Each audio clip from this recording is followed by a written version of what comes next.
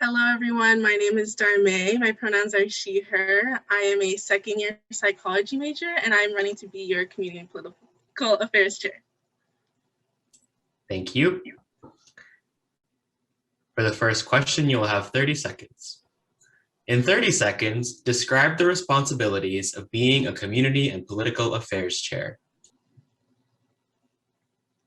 One of the biggest responsibilities is the RAP program. There are also community events that would be my responsibility, and keeping members aware of current political and social issues, holding the demographic survey, and advocating for the communities in, advocating for communities in our area.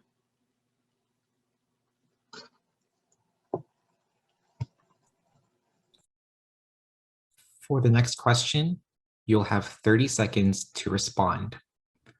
What are your qualifications to be a community and political affairs chair?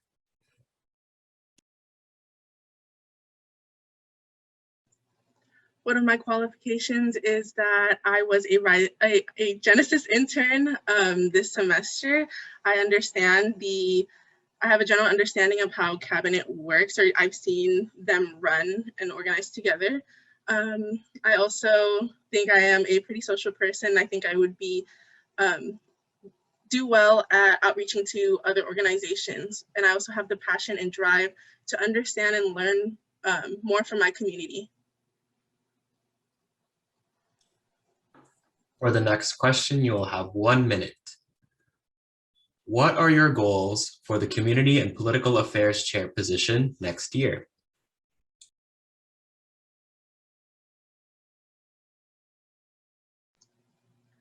One of my biggest goals is building upon the legacy that the current CoPo chair and its predecessors have established. I would really love to create that safe space for members to learn and share their experiences and discuss social issues with each other, because once we share our experiences and learn from each other, we know more about ourselves, each other, and our community, and are better able to serve. Also, I would really love to empower members to get involved in their community in the ways that they want to, because I understand that it can be intimidating, especially when you don't know where to start. I've been there, and I hope to encourage members to not let that stop them and find ways to give back to the community that they would like to and that they find enjoyable and fulfilling.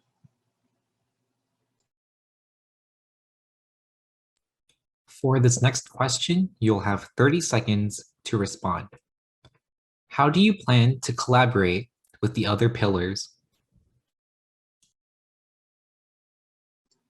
With the academics pillar, I hope to hold a community service project that will serve the K through 12 youth and schools in the San Jose State area. I know that they offer a lot of tutoring and volunteer opportunities, so I hope to boost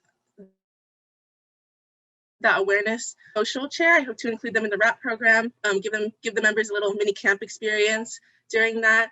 And with the cultural chair, I hope to hold a workshop that is.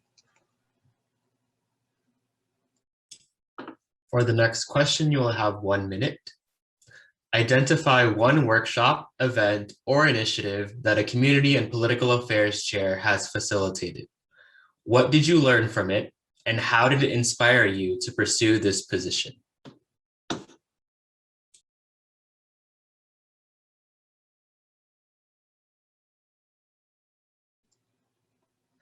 One of the workshops that was held was on colonial mentality. I would really love to, that was one of the biggest, or that really inspired me to do CoPo, because I learned about the internalized, pressures and mentalities that have been put upon me as a person of color and my community. And that just really wanted me to spread that awareness and there are other larger social institutions like the patriarchy and racism that put upon these like pressures and mentalities, and I hope to expand upon that. For this next question, you will have 30 seconds to respond. How do you plan to create an environment for your core such that they are able to work in harmony as well as have close personal relationships?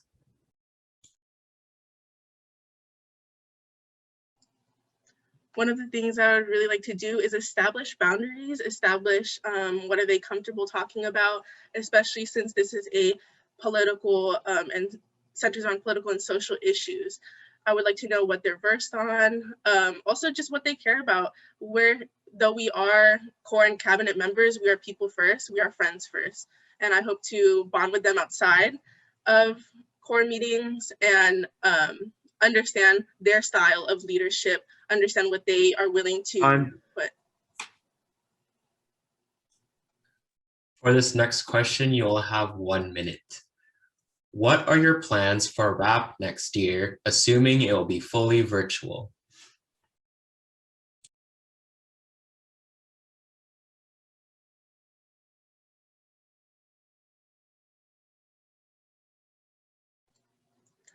I would really like to build upon what the current CoPo chair has done with the RAP program this year, possibly break the blocks up into the different pillars. But in the community and political affairs pillar, I hope to have an emphasis on community service and political engagement or political advocacy.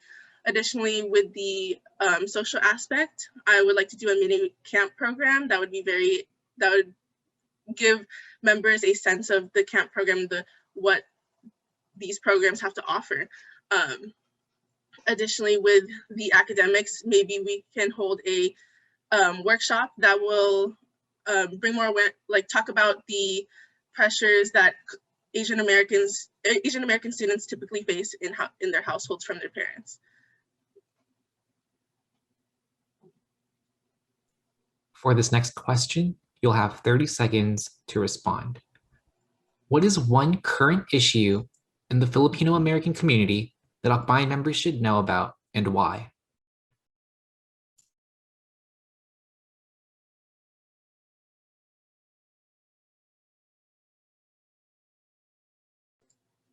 One issue in the Filipino community is how Asian people are represented in the media.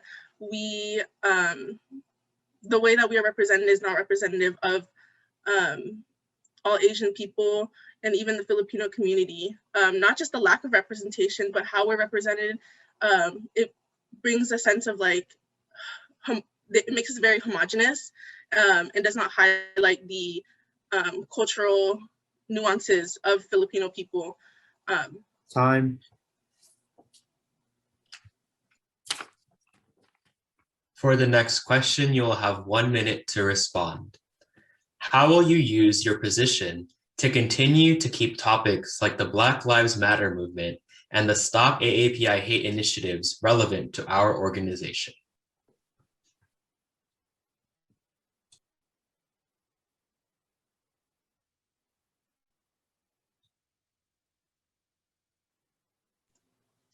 I actually hope to hold a workshop or events with other organizations on campus and off campus, bring in guest speakers from the Black and Asian community, and boost their projects, boost what they're doing, and keep social media updated on the Akbayan Instagram, and put out flyers, boost other Black and Asian community projects.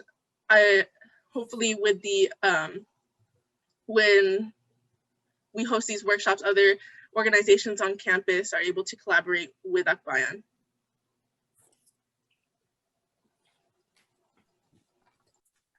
This will be our last question for our Community and Political Affairs Chair debate.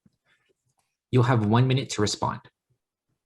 This year, the 44th Cabinet has tried to normalize the use of pronouns in our programming. What is your opinion on this action? Additionally, what initiatives do you have planned to continue to promote and provide inclusive environments for our members.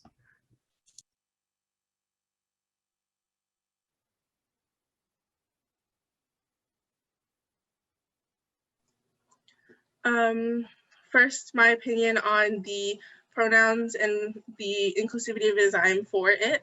I think that it promotes inclusivity and protects trans people. By having this normalization, people are more open to sharing their pronouns and not being attacked by transphobic people. When we normalize these pronouns, trans people aren't like standing out when they speak on their pronouns, and it becomes more normal. And to promote more to continue the legacy of inclusivity, I hope to remind members to use the correct pronouns, share their pronouns, and also just remind them to be mindful of other people, remind them to be mindful of other experiences, the marginalized experiences especially.